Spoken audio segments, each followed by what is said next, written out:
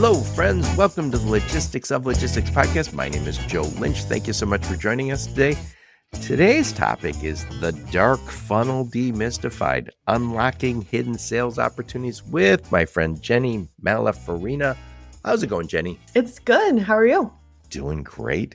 So, Jennie, I'm excited to talk to you. We've been blabbing way too long before we hit the record button. So, Jennie, please introduce yourself and your company and where you're calling from today. Sure. So, Jennie Malafarina, I'm calling in from Cleveland, Ohio. Unfortunately, go Browns. I'm a diehard Browns fan, so got to throw that in there. Even if we lose all the games, I'm still going to cheer for them. I've got quite a few companies, been putting my hands into some different things over the last couple of years. So my core company is Virago Marketing, and we solely serve the trucking and logistics space, offering marketing services that really help brands go to market. And then I started Freight Movement with Nate Johnson. And so we do local geographic industry events to bring the industry together at the local level. And then this last year, I don't know what Kool-Aid I've been drinking, but I'm like, let's try some entrepreneurship more than I already am. So I started a company called Ask Us Me. And Ask Us Me is about connecting individuals in this industry with other individuals that can help them solve industry challenges. So I think of it as the Upwork or Fiverr for logistics. If you wanted to connect with somebody and get help solving a logistics challenge, maybe you don't have a logistics person on staff and you need to talk to somebody about how to ship 2 bikes to China. What is the bill of lading? How do I get through compliance? Anything like that, making individuals more accessible. From a marketing standpoint, I love the idea of, oh, you want to do buyer persona interviews. Now I have access to individuals, and as long as they're getting paid what they want for their time, I think it's very affordable and doable, right? So now I can buy your time for an hour and I can do a buyer persona interview, which is amazing because then I can take that and spin it into really good quality strategic documentation for clients. I think it's right on brand these days also, because I think we're all trying to get by with fewer people on staff, but also sometimes we need expertise that we don't have on staff. And somebody can say, you just Google it or go to ChatGPT, they'll give you all that. But sometimes you really need the expert to talk to you. And things are changing so quickly right now that it's like, hey, what's the latest? So it's good to have that access to a person. And I do think as much as we're embracing AI and it's amazing, the things that it can do, sometimes you just want to talk to a person. You just want to talk to a person. I heard somebody say this not too long ago. They said, we are going to be the supervisors and managers for AI for a while. And that's basically because I want Jennie to be responsible for marketing and she can use all the AI she wants. But ultimately, if things go wrong, I want to blame a human. I love that. Sounds about right. So talk about your 2 other companies that you've started. Yeah. So the next one is 88 Express, and we just launched the website. We're still doing some development there, but basically it scours the internet for the top 5 news stories in the industry. And then it does a virality analysis on it, picks the top 2 stories, turns it into a script, turns it into a video, and automatically posts to all the social channels.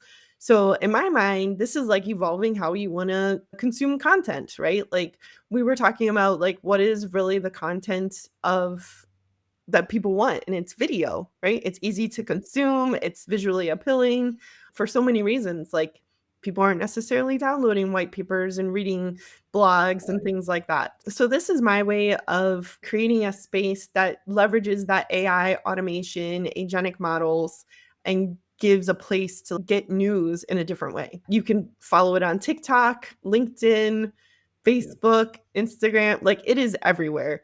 And it is built to be fully automated. So I just think that's a really fun thing I'm working on right now. I think what's to come is with the growth of it, getting more followers, we will be able to leverage it as an advertising channel in the sense that, hey, if you want to reach out to this audience, here's a way that you can do that. And I think there's some cool AI tricks that we have planned. If people need media training or they don't have time to spin out videos, leveraging AI and avatars, that's something that we'll be able to do. So I think that's on the horizon. Yeah. The last company is Cami.ai. And right now you can go to getcami.com and sign up to be part of the beta. But Cami, so ChatGPT Model 5 just came out, right? So Cami is going to leverage these models, whether it's Perplexity, ChatGPT, DeepSeek, whatever the case may be, to get the best kind of use case, right? Perplexity is great for today's news. ChatGPT is great for strategy, really robust. But it's going to leverage these models built into an agentic system. It's not only going to be able to execute and have a RAG system and a memory for your brand, but it's also going to be executing, posting your blog, posting your social. And then also, because it'll have access to your analytics, it'll be able to look at those and make recommendations for how to improve. So if you're thinking about how do I go to market, I need a strategy, I need a key messaging, I need to understand my target market, my ICPs, my buyer personas, all these marketing terms. It's taking all this content, it's templating it, it's leveraging models to complete this information for you, but then all that information goes into its RAG system and can now execute with it. So that I think there's 30, it's some kind of crazy number, like 33 million companies that have one or no marketing person. This goes alongside them, becomes their partner. Or you think about companies that don't have a marketing person, now they can take over that marketing department and they have all the strategic elements and it knows how to execute and it just becomes a member of your team. So it works with no marketing team all the way through having like an enterprise marketing team. Fill the gap on the team. It's crazy. And we'll figure it out somewhere along the line. But when I think about what we talked about today and what we're going to continue to talk about today is building relationships, driving conversations. We're going to talk about personal branding today. All these things that we think are critically important for our careers and for building our businesses.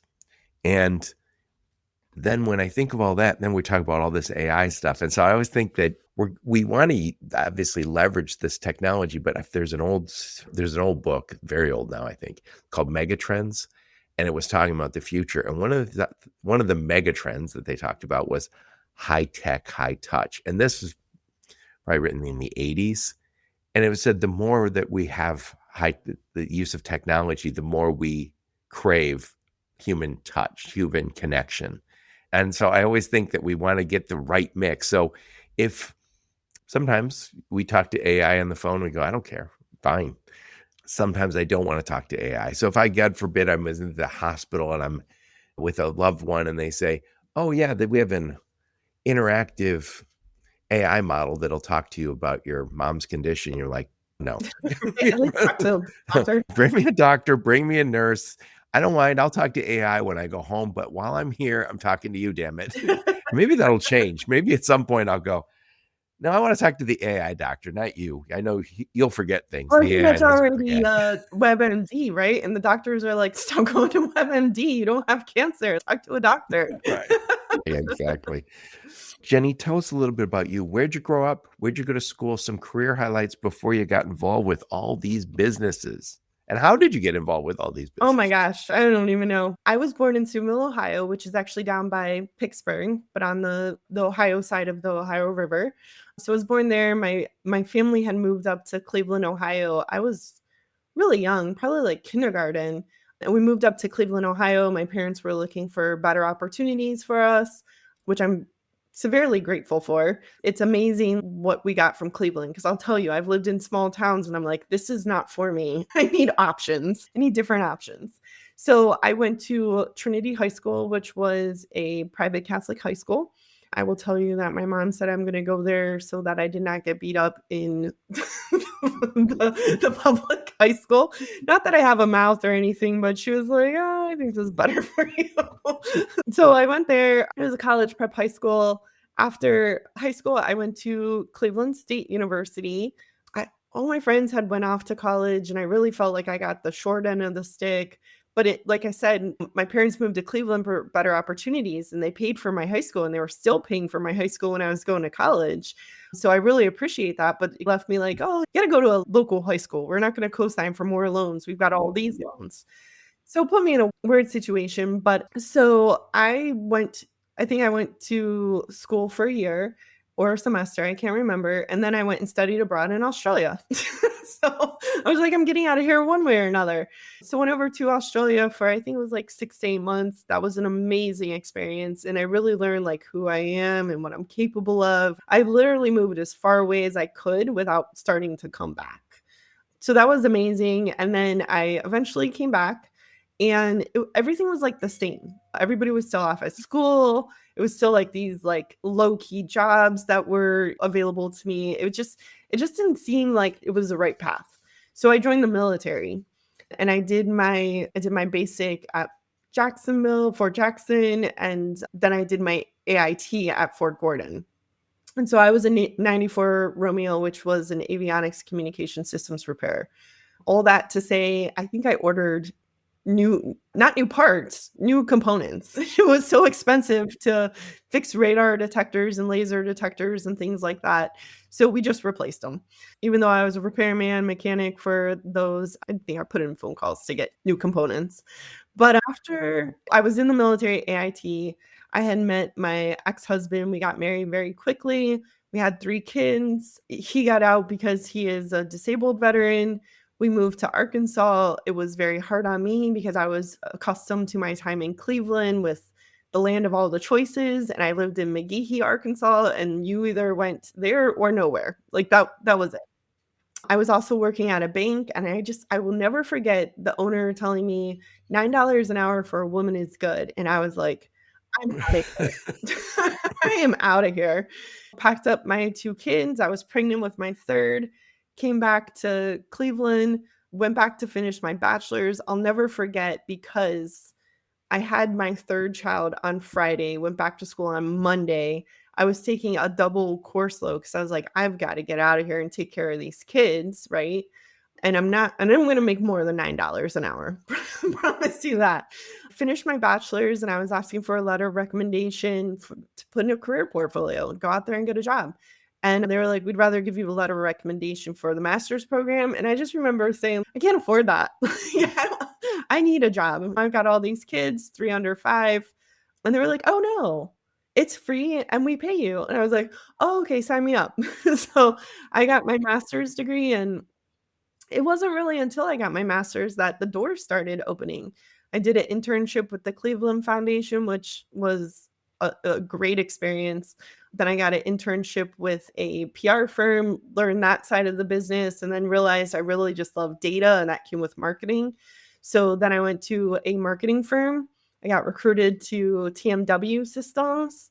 They swooned me with insurance because I had 3 kids, and marketing agencies don't typically And have. part of Trimble. Yep. So TMW, I was there at TMW when it was already acquired by Trimble, but then it merged with PeopleNet and 10-4, and I was there for all of that. Trimble had a lot of changeover through that acquisition and that merge. I ultimately left, went to Transportation Insights. I was traveling down there once a month for a week. It's a lot with 3 kids. So I was like, let me get a job closer to home. Got a job closer to home. And then I had a friend reach out and say, hey, you want to do an agency with me? I have this. I need your help. We'll do, whatever. And I was like, I'm so risk aversive. It took a while to get me on board. So eventually I got on board, and ta-da, here's Virago. Here you are today. Oh, I'm glad you are. You know, it's funny you mentioned Cleveland and the opportunities. I was there. I was at the Cleveland NMFTA, had the cybersecurity conference there last November, and I went. We stayed right downtown, and we were right across from the Rock and Roll Hall of Fame. We could walk over. We took a bus there, and most of us walked back. But very cool downtown. And I joke about this, and you know it because you're from Cleveland. I'm from the Detroit metro area. I never grew up in Detroit. I'm from the suburbs. Like most people who say I'm from Detroit, they're from the suburbs. But Same with Cleveland. yeah. And if you go to Detroit, most of the areas you will visit are like world class and like the best, but it is the brunt of so many jokes and It people is. like, oh, he's from Detroit. And it's the same when you're from Cleveland. And then I always think, oh, I go to New York or LA. I'm like, yeah, I'm not putting them down, but their big cities are big cities. And I always think to myself is we overlook a lot of what's going on. And when we talk about supply chain, the supply chain was born and raised in Michigan and Ohio, in Indiana and Illinois, and a lot of very unglamorous factories and a lot of very unglamorous terminals and warehouses that built this country. And by the way, I'm not putting down any other area, but this area where we live tends to get slept on a little bit. Yeah. We were leading the Industrial Revolution. Yeah. And by the way, so much, my daughters live out on the West Coast and they always say, oh, so and so got pregnant. They're going to move back to Ohio or back to Minnesota or back to somewhere in the Midwest because you can afford to live here. Oh, yeah. You can afford to live there. Yeah. But one of my favorites is we can get anywhere in 20 minutes. Like, how far is that? 20 minutes? Yeah. Yeah. So we've got a whole bunch to talk about today, Jenny. First off, I want to, since it's in the title, I want to talk about the dark funnel. So I'm gonna give you my 2 cents on the dark funnel. Then I want to hear your actually educated view on it. So the dark funnel, I've done a podcast on this before, and maybe I'll put a link to that in the show notes. By the way, I will put a link to Jenny's LinkedIn profile. I'll link to her websites, all the websites, and any of the links. Who in her go-to-market team give me, I will put those in the show notes so you can reach out and talk to her. But when we talk about the dark funnel, what we're talking about is this phenomenon that's happened over the last decade or so. In the not so olden days, I'll say 10, 15 years ago, us marketers says, I'm going to write a white paper and I'm going to put it on my website and then you're going to download it. And as soon as you download it, I'm going to send you an email and say, congratulations on being my new customer. I'm going to start calling you on a regular basis. I'm going to email you. We are now one and the same. Congrats. And that is not what they wanted, but we continued to do that. And I think it was a little bit of a turnoff. And they attended your webinar, so you thought they want to buy from us. And by the way, as a good salesperson, I get it. You follow up with people who attend your webinar. But most of the people who attend your webinar, download your white paper, download your case study, connect with you on LinkedIn, they aren't necessarily saying, I'm buying right now. I think probably less than 5% are ready to buy right now. So the dark funnel came around where people said, I'm not going to attend your webinar. I'll listen to your podcast, but podcast, you don't have to give the name. I will check out, I'll be connected to you on LinkedIn. I want to keep an eye on you. I want to look at your content, but I'm not going to identify. I'm not raising my hand and saying, put me on your list. So that dark funnel is, and by the way, we're all doing it. I don't sign up for stuff if I think, okay, I have to sign up for this now. I'm going to get a whole bunch of people reaching out. It's rare because, again, I feel like we got a little aggressive with it. Got a little aggressive. What's your 2 cents on that? I think marketing got their hands on something that was actually really cool and figured out how to ruin it.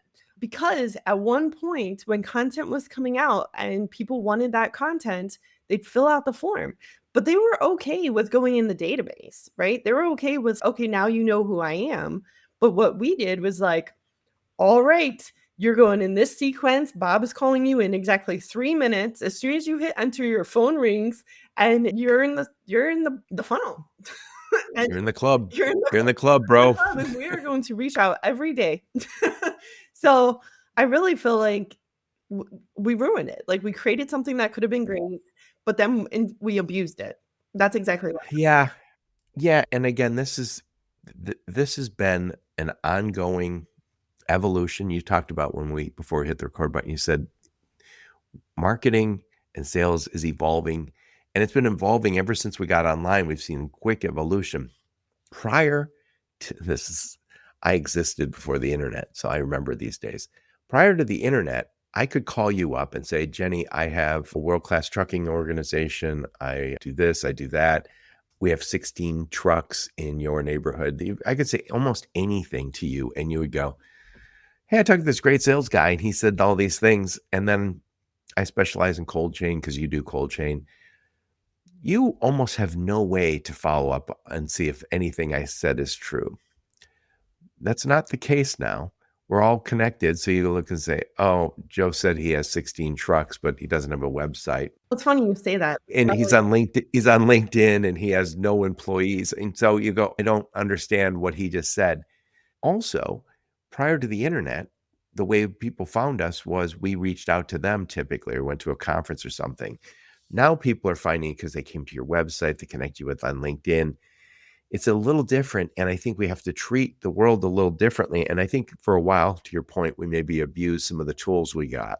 So enough of my blather. Your 2 cents on where we go on this. It's funny because when you were saying, oh, they found you and they reached out, we are talking yellow page days. Yeah, the yellow pages out, we called. And then you know what probably happened? Somebody probably got on a plane or train or automobile and came over and had a meeting at your facility.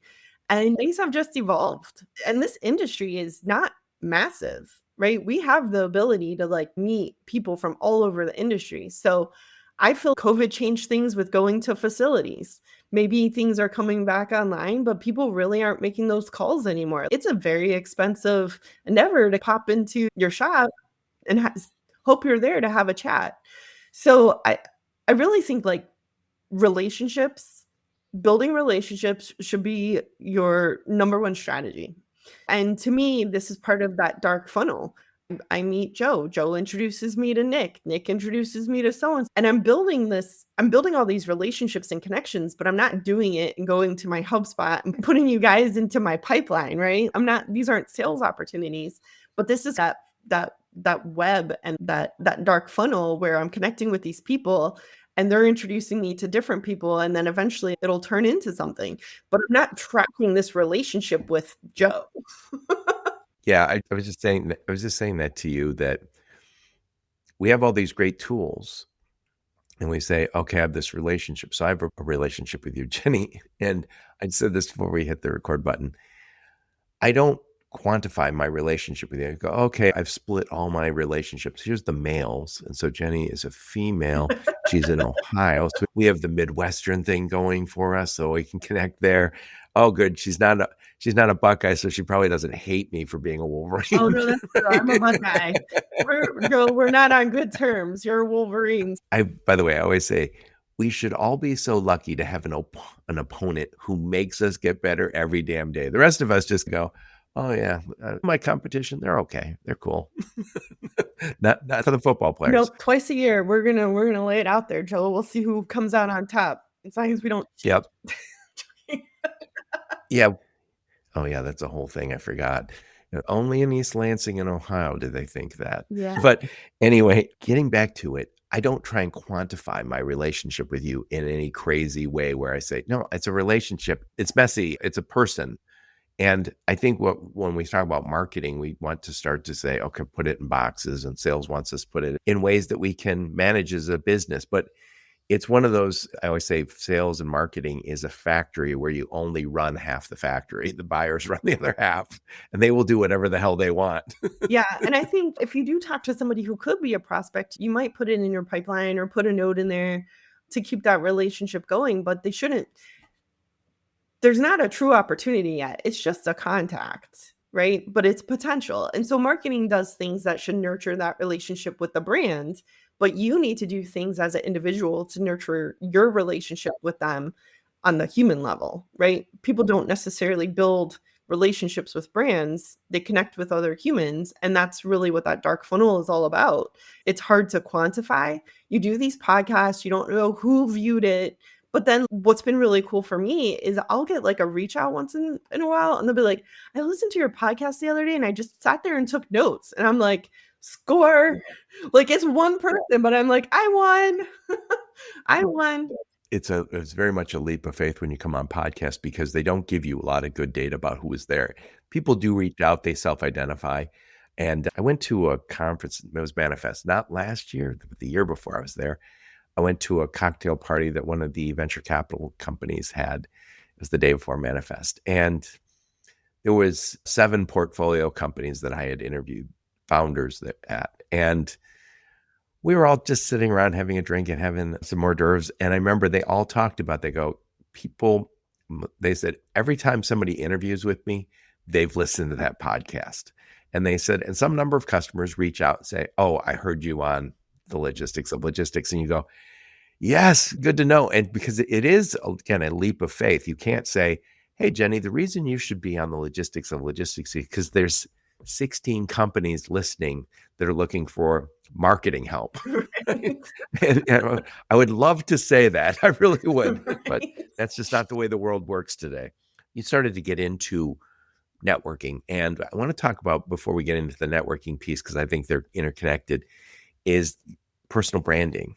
I know you're a very big advocate for the personal branding, and of course, everybody's for that. But what do we need to do to build that personal brand that lets us have followers, lets people connect to us in a more authentic way? But how do we go about doing all that? Yeah, I think the key word that you said there was authentic. And I'm going to tell you my little secret. Okay, I do have an automation that helps me connect with people in the industry that would make sense for me to have a connection with. I've built out this list. They're in my industry. They might be in marketing, they might not be. It just depends, but it naturally makes sense to connect with these people. Now, if they connect with me, oftentimes I ask them for a 15-minute chat, and I am not going in for sales. I'm not a salesperson. I'm just trying to, who are you? I am in my living room day in and day out. I know my cat and dog. Like, I want to talk to somebody else, right? So I'll just ask them, hey, are you open to a 15-minute coffee chat just to see what you're up to, what I'm up to? Then when we meet at a show, we have another connection, right? And that's really what I try to do, is compounds my network, because it's when you meet people that introduce you to other people and so on, and it just keeps going. And I really love that. And I think that's my go-to-market strategy, is to meet people and put myself out there. So it's very uncomfortable to do a chat with somebody on no apparent topic that you don't know. You're just like, hi, who are you? It can be weird, but I do it. I think what makes those conversations a little easier is if you doing some of that personal branding, where they say, we're connected on LinkedIn and you posted this and I commented on it. And I think when I think about personal branding, I think of LinkedIn a lot. There's people that we're both connected to who create really great content on a regular basis. And I think that's good, but I think there's also a personal side to it. So we all have, you'll see it on LinkedIn, and I don't think it's inappropriate. And it seemed like it would have been 10 years ago, but it's not now, where somebody says, hey, my dad died. He was my hero. And they might have posted something. And by the way, somebody went and said, hey, that's totally inappropriate, as if that person's not human. And I think we see some of that, where you have people talk about juggling family, Joe, it is going even further than that. weight loss journeys. Yeah, There's all sorts of that, but it also lets you connect with them in a way that is more we're all human. And human. Yeah. But I will tell you, that AI. So some of it is AI. yeah, sharing your personal experiences like that, whether it's your parents, your kids. I posted my very first personal LinkedIn, I think just a couple months ago. My daughter was playing in the softball nationals, and she hit an out of the park over center field walk-off home run. And it was like the most thing. And I was like, I just want to share this. I just want to share it. And it blew up. And I love that. But I will tell you what I am actually seeing more of, even more than the LinkedIn human posts, is Facebook connections.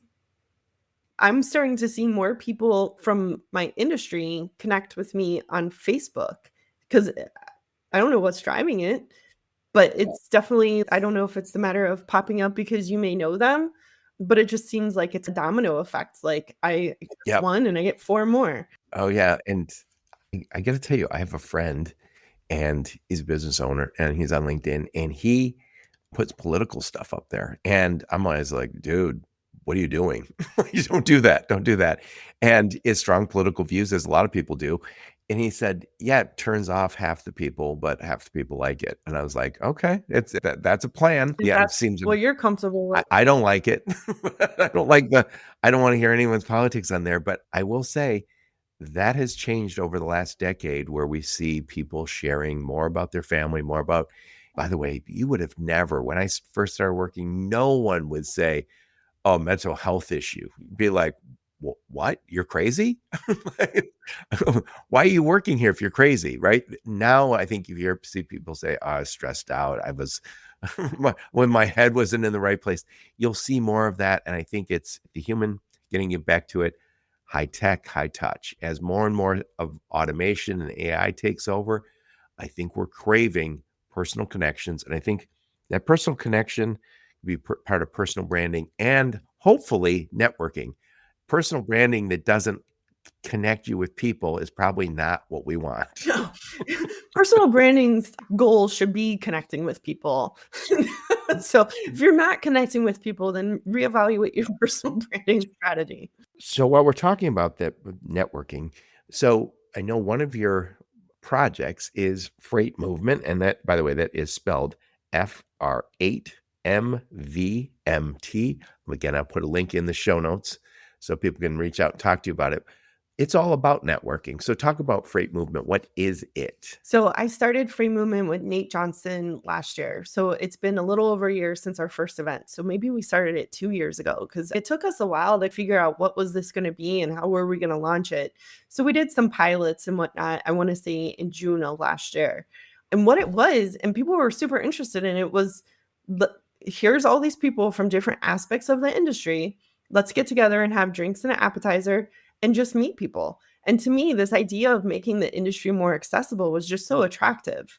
You go to these big events, like for example, Manifest, you've got 7,000 people. You're rushing to your sessions. It's not till the networking events that you're actually meeting people. But then you realize maybe people that don't have the right title, the budget, the time to go are there at the event. In many cases, you see the same people at some of the events, which is fine. But like, what about all the people at home? Like, how do they mix and mingle? And I think having these events, we do it with the intention to have a conversation. You never know what's going to come from a conversation. And so it could be recruiting, it could be sales, it could be partnerships, it could be integrations, it could be investments. Like, but it's creating that opportunity to have a conversation and explore that. So can you walk us through one of those events? What's like one of the ones you can talk about right now? Yeah, so we actually have an event coming up in 10 days in Atlanta, and that event is going to be sponsored by Upwell and Transfix.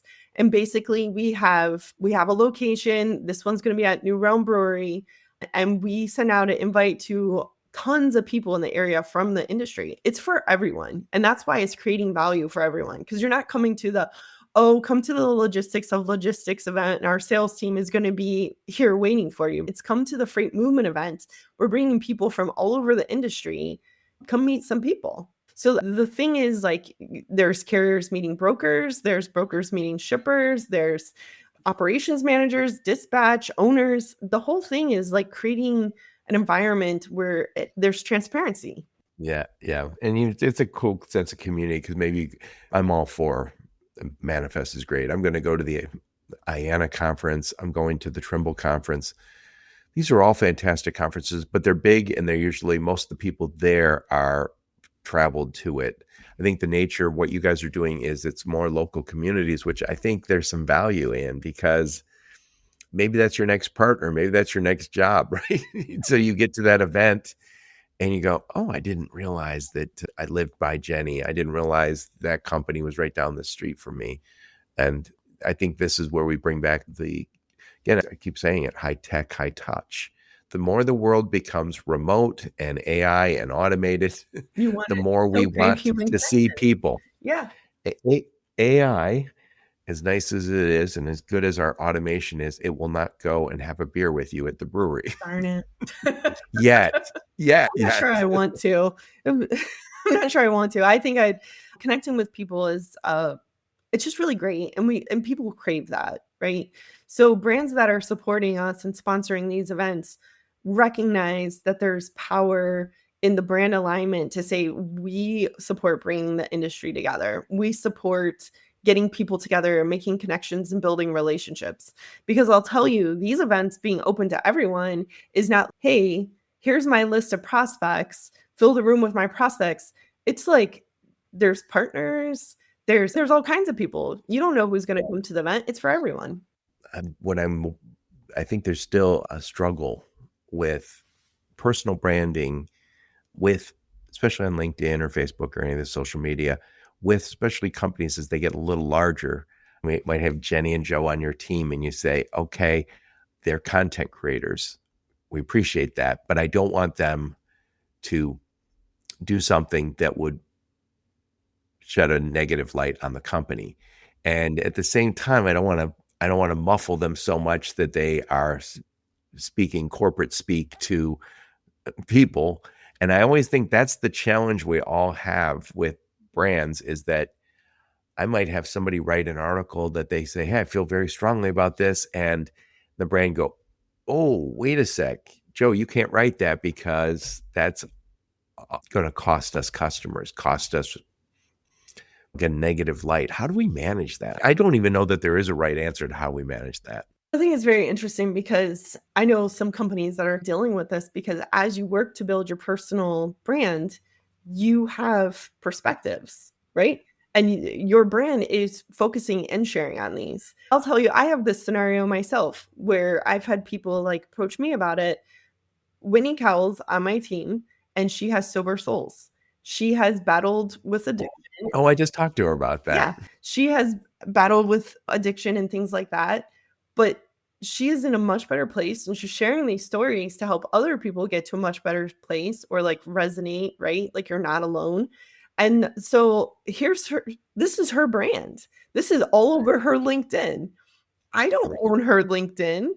Like, though and I see this time and time again with other people where they're trying to build up who they are in the industry, and how does that align with your corporate brand? I've seen, you know what I think is one of the bigger challenges is the NFL. So we all know our teams, right? And what they're doing. And we all know the stars of the league if you watch. And then if one of those guys, oh, he got drunk and beat somebody up, and it happens. These are young, aggressive men, and they're stars and they're rich. And so people come to them and say probably inappropriate things and that they're not perfect people. And I always think that when they do something, they're representing not only their team, but the whole league, where they go, oh my God, can you believe this league has got all these thugs or whatever the words are. And I always think where my head's at is I was always saying, I think they should have very low tolerance, not because I didn't particularly give a damn, but I just wouldn't want, I don't care. The star of the league could be fired from NFL and we would all watch the next day. You could fire the top 10 players in the NFL and none of us would stop watching. And I always think, because again, that's not exactly personal branding. It's more of a behavior thing. But I always think this is a little bit of the challenge. You mentioned Whitney. So she's got a great message. I think most families have had, most people would say, yes, I know either I or a friend or a family member had addiction issues. I understand I drank too much or whatever.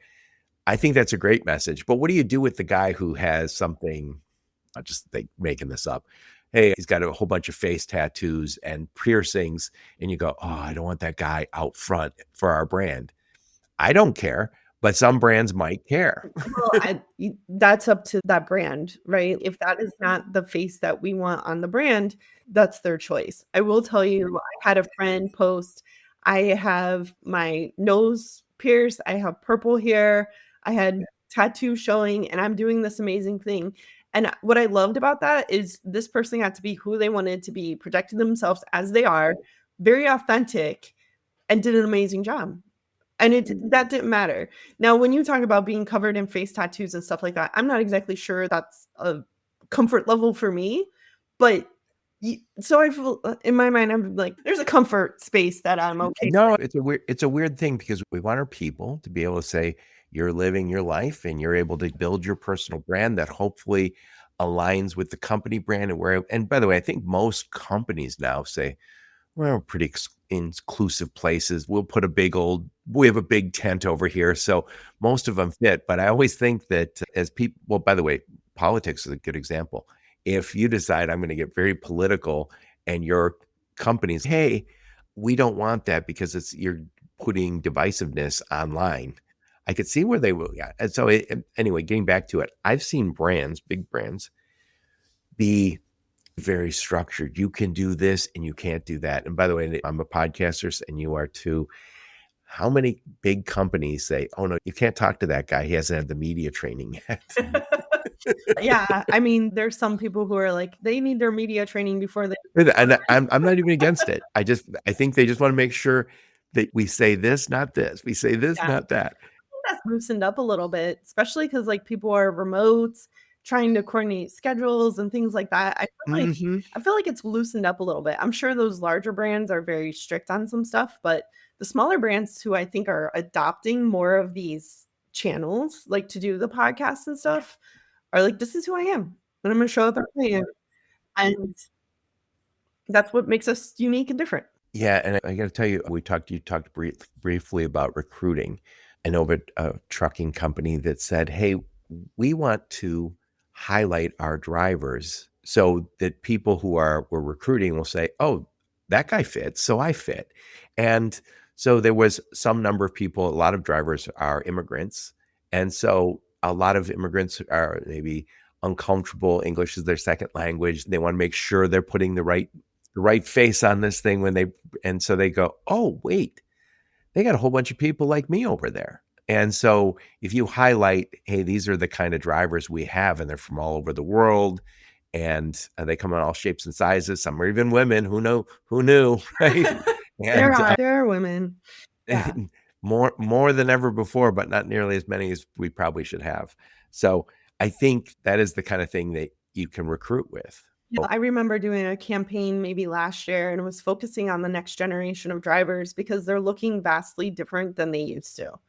And I think that's smart to show, like, this is who we are. Oh, and you look like us too, right? Like, I mean, you're driving. I mean, you don't have to check any boxes in terms of certain appearances or anything like that to do that. And I think in industry accepting some companies are going to have that. Like, I'll tell you, when you drive and delivering to grandma's house and you go, oh, my grandma called me and said, a guy with a nose piercing and a face tattoo is knocking on my door. Should I call the police? Go, unless there's a delivery truck in front, you call the police. If you see a delivery truck, you're good. I don't know. I'll be honest. I'd be scared of somebody knocking on the door in general if there's not a delivery truck. And it doesn't matter if they have a face tattoo. Yeah, the world's changed. I tell my kids, when the phone used to ring, you couldn't tell who it was. It could be Satan calling and you had to answer it. It was an obligation. Satan? And I said, and the same when the door knocked. People knock on the door, you're like, cool, friends and family are coming over.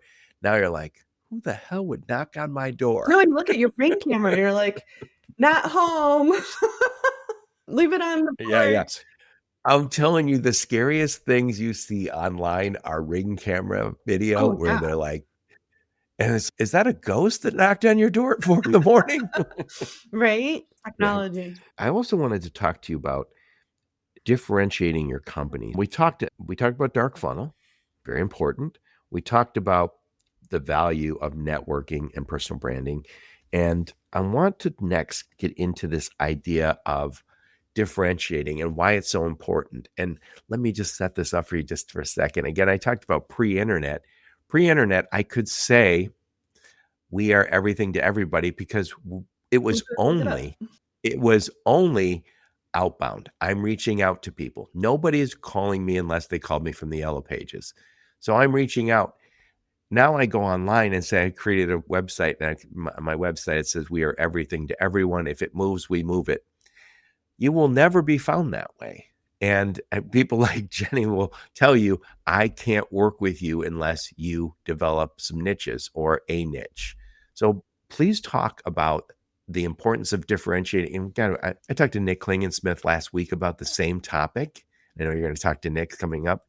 And I always say, if you have to make 100 phone calls a day, make those 100 phone calls to the same kind of company. And ideally, it's the stuff that you do best. And if you're brand new to that job, say, what is the business that we focus on? If it's all flatbeds doing building materials, only call building material companies. Yeah. So there's a lot to actually unpack there. So first, where I like to start with a company in terms of an engagement for Virago Marketing is a strategic roadmap. So the strategic revenue roadmap is basically, who are you? What's your ICP? What's your SWOT? What's your go-to-market? ICP is? Ideal client profile. Sorry. Okay. And then, so that's the people you want to work with. And what was the next thing, next acronym? SWOT. So like strengths, weaknesses, opportunities, and threats. So really understanding the foundation of your business, right? And then what are your sales objectives? What are your business objectives? What are your sales objectives? And then we can figure out, okay, what are the marketing objectives? And then what are the strategies and tactics for achieving those? So we already know what the company is trying to accomplish and what kind of the temperature of the market is and all these things. And so this is where that segmentation comes in place and these unique differentiators. So if you do something really well, focus on that, lead with that, and then say, yeah, in conversation, we can do these other things. And so what that does is when you go to market and you're, like you said, you're picking up the phone and you're calling similar companies, you can have messaging specifically for them. So you should really focus on what you do really well and get case studies for that, because other people want to know that what you do really well, other people think you do really well. So if you go out there and we do this, it's all turned into a doesn't matter. It's lost in all the noise, right? Because we're just surrounded by content. You do a search. I think you're so much better off with your confidence also if you say we only do cold chain for food and pharma. And then when you're talking to someone, if I'm talking to you and you are the ideal customer persona and I'm talking to you, I can say, Jenny, I asked, what problems do you have? And you start to describe your problems. I already know those problems because I have similar customers. And now I can be a much more confident salesperson or marketing person. And I think what's horrible about cold calling sometimes or talking to someone who you don't know what they do and go, oh, so you move stuff around oil fields.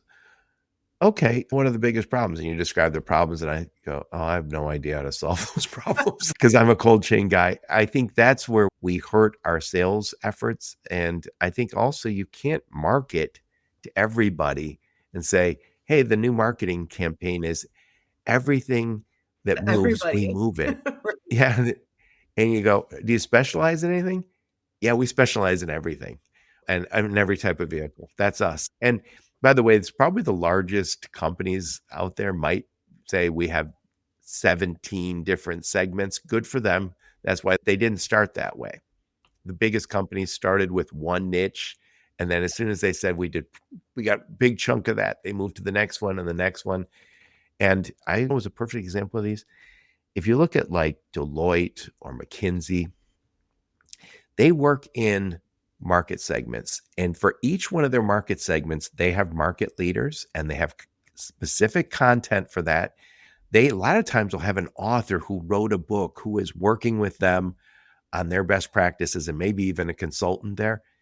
And if they don't do it, they don't pretend. So if they say, no, we do these 6 practices, and you come and say, hey, could you do this other one? That goes back to the authenticity. So one thing I always tell everybody is be a good player in the larger ecosystem. So that means being open to these integrations and not trying to be everything to everybody.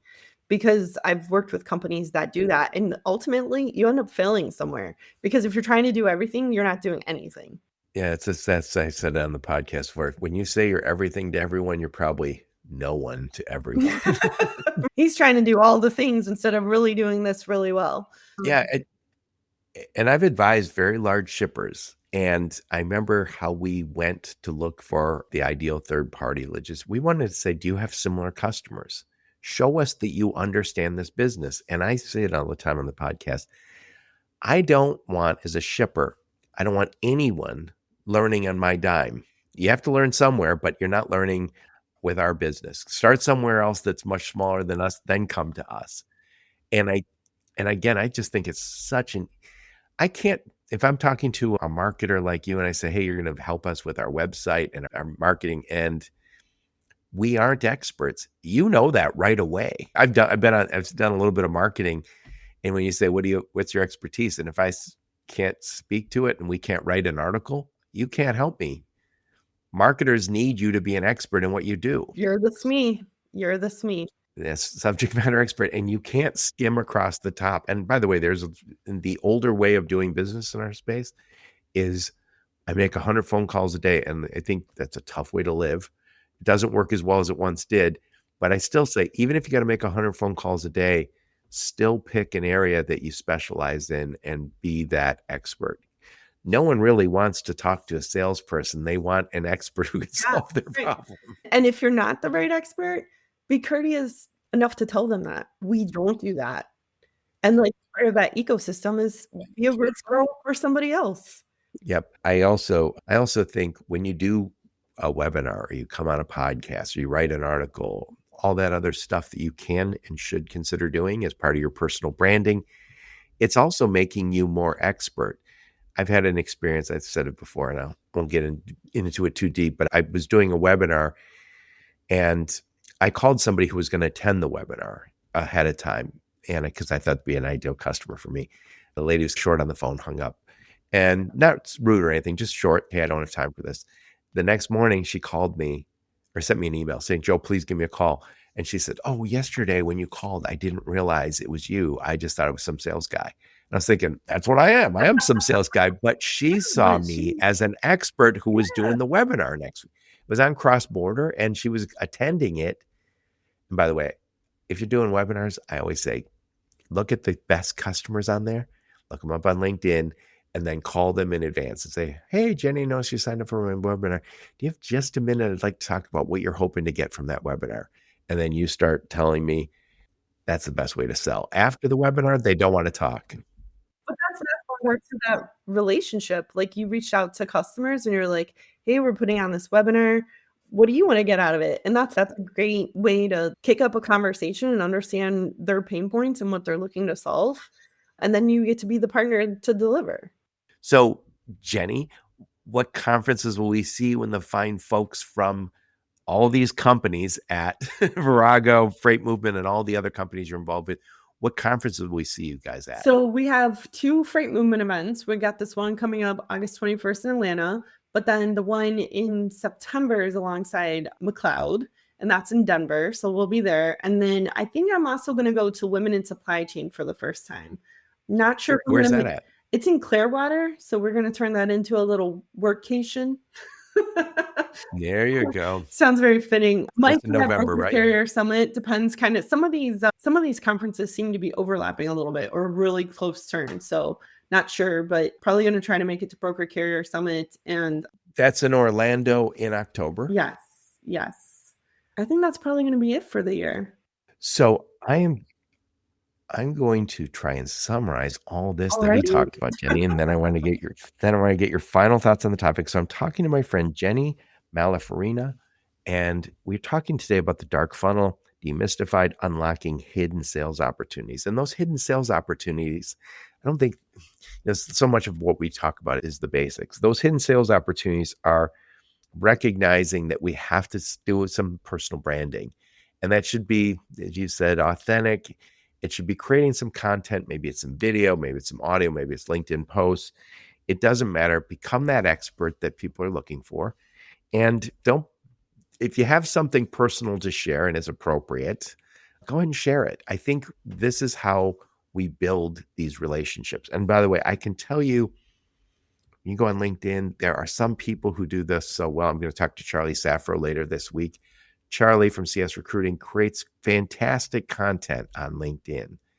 There's so many people that I've seen, a lot of podcasters create great content, and but in addition, they might have video clips, they might have a little post with it.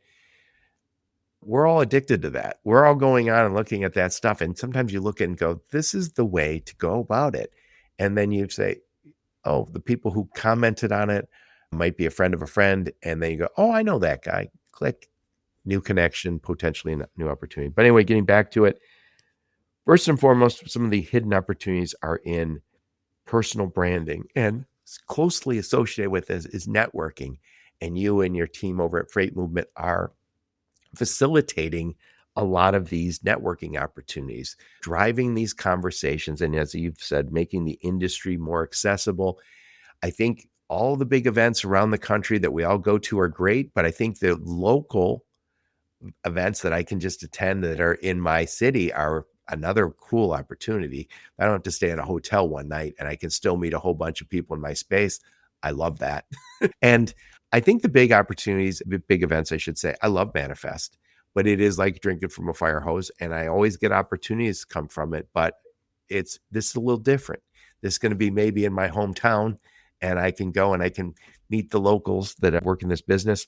So we're talking about networking, personal branding, and also we're talking about the dark funnel. The problem with the dark funnel is that's what's out there today.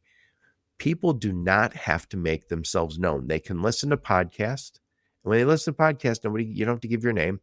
I can consume content from LinkedIn, from your website.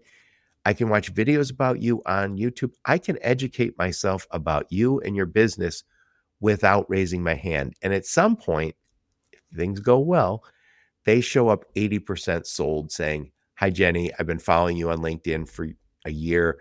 I love the video you did. I heard you on Joe's podcast. I heard you on this podcast." That, I think, is the opportunity.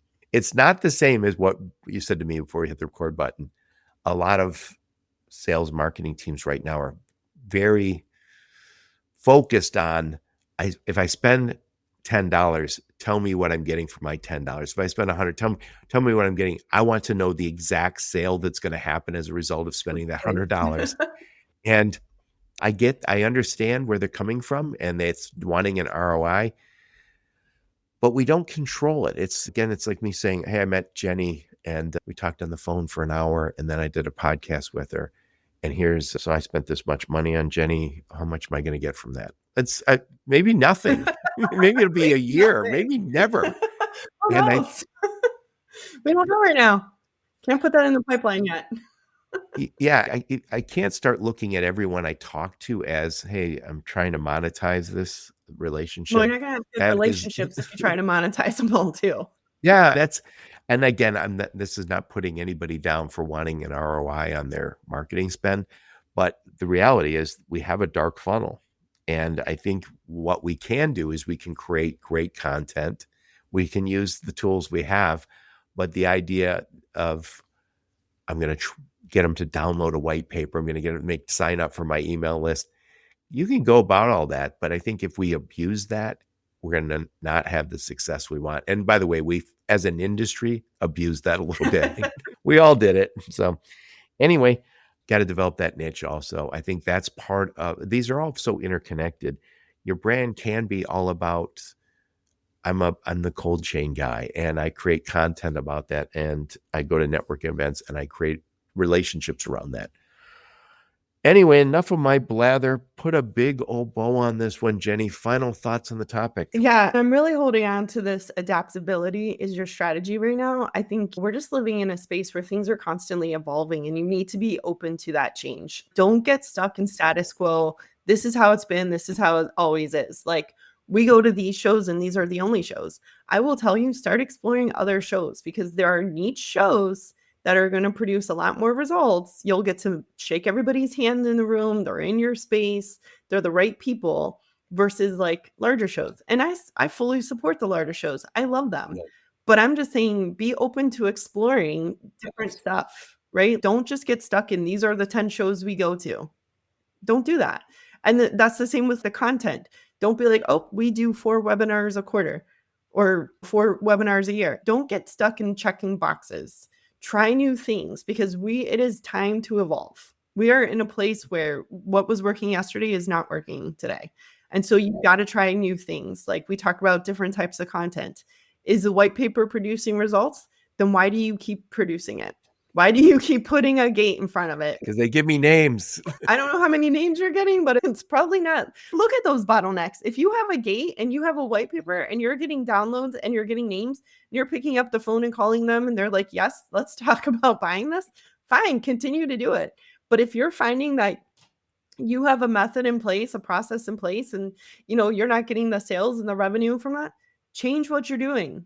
Change what you're doing. Don't get stuck in that. My last kind of thought is, everyone is a salesperson on the team, regardless if you wear sales in your title. As you work to build your personal brand, that brand kind of aligns with your company. And so even though you have your own message and your own perspectives, you're building the relationships which are fueling the dark funnel. And so just need to own that space and realize that's exactly what you're doing. I don't think some people realize it, but maybe everybody needs to be on commission, because everybody's building their brand and having these conversations online and making these connections and going to these events that ultimately impacts the corporate brand. I love it. I love it. So who's the ideal customer for, I'll just say, Virago, Freight Movement, etc.? All of the above. So for the most part, it's all the same. It's any company in the industry that wants a new way of going to market, a fresh perspective. So when you say the industry, you mean logistics, Trucking and transportation? logistics. Yep. Where you do warehousing? We do warehousing. Yep. We work with clients. Oftentimes clients have warehousing on top of a TMS, on top of a fleet. So Now, do you work also with the tech companies that sell tech to the companies space? is really where we started, but we've started working more with 3PLs. It's like see a need, fill a need, going where the market's driving us, and it's still within our wheelhouse. I think it's so important if you're going to have marketing and go to market, and we all need it, is that you have somebody who understands the space. Because I can tell you, I did some marketing in this business before, and I remember hiring people to help me write some articles. And now, by the way, AI is helping a lot of that. But I remember just saying, oh, why did you use the term cargo here? Oh, I want to change it Don't up. bring up So I didn't freight. want to say freight. No. I didn't want to Yeah, say freight. So I said cargo. exactly. I was like, No. make it freight. And I always remember thinking, yeah, you have to come from this space and understand it to create the content and also to understand the trends that are happening in this space. Yep. Like, we're at all the shows, we've got the relationships. We're our own animal over here. We are intermixed and mingling with the industry at large. So I think that's what makes us very proactive and effective, because we don't require that like onboarding. Teach us what LTL is and ELD and all. We don't need to do that. We already know the space. We already know your competitors. We already know the landscape, the shows. And so we can get up and moving and producing results really quick. Yeah. Yeah. And by the way, I love what you're doing with the go-to-market, which is the Virago, but I think the freight movement is a great tool that we didn't associate with marketing and go-to-market until recently. And now I'm seeing you guys use it very effectively, being able to say, yeah, not only will we do we'll do a webinar, we'll get you on podcasts, we'll do that, we'll create some great content, but then we'll also bring together people around an event in a city that you want to, city of your choice. Doesn't matter to you guys. Nope. We'll go where you want to go. So if you're like, we've got some good customers, prospects, and partners in Atlanta, then we'll go pop up in Atlanta. Yep. I think I should also mention, I talked to Nate Johnson. He's I think some people call him the mayor. Yeah. That's his personal brand. But the mayor is very much a logistics guy and an entrepreneur in this space who's created a lot of companies and been very successful. And he has his own podcast. You're not working with people who don't understand where you're coming from. Yep. We are leveraging the network to strengthen everything that we do in every way. And I think that is the differentiator when it comes to AI. AI might write your content for you, do all these things, but like you said, you're not going to have a bear with AI. You're not going to sit down and have a meal with AI. So we're creating the opportunities to have that engagement where it really matters. I love it. I love it. Jenny, again, I'll make sure I put a link to All of the companies and all your content. I will put those all, including your LinkedIn profile, so people can reach out and talk to you. And I really appreciate you taking the time today. I know we went way over time, so I thank you for taking the time. No problem. Thank you for having me on, Joe. Yep. And thank all of you for listening to my podcast. Your support's very much appreciated. Until next time, onward and upward. You have been listening to the Logistics of Logistics podcast, where we engage with leaders in the logistics and supply chain community. If you like what you hear, please subscribe, hit the like button, and leave us a nice review on Apple or Spotify or wherever else you listen. Also, please check out our videos on YouTube and connect with us on LinkedIn. We're very big on LinkedIn. And you can also reach us on the logisticsoflogistics.com, our website.